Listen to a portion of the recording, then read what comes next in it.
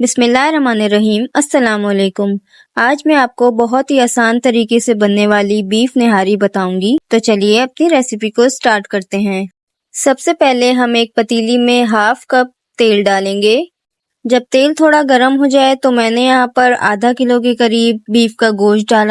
अब इसमें 1 table spoon अदरक लहसुन पेस्ट जाएगा।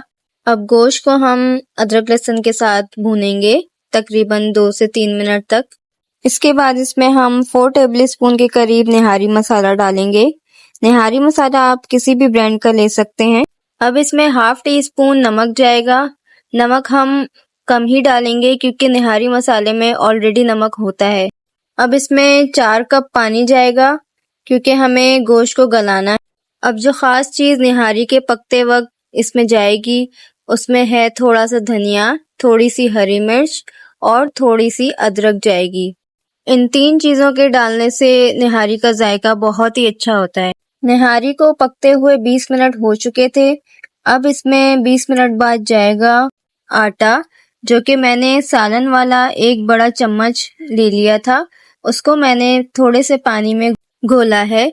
अगर हम चिकन की निहारी बनाएंगे तो हमें साथ ही इसमें आटा डालना होगा, लेकिन बीफ की निहारी में हमें 20 मिनट के बाद डालना है क्योंकि चिकन हमारी बहुत जल्दी गल जाती है। अब इसमें सारे मसाले जा चुके हैं। अब मैं इसको ढककर 1 घंटा ढककर पकाऊंगी। अब 1 घंटा गुजर चुका है।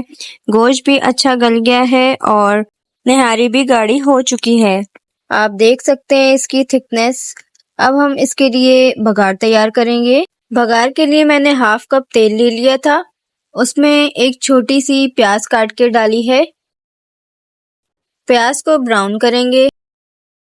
जब प्याज ब्राउन हो गई तो मैंने इसमें 1 टीस्पून निहारी मसाला डाला है।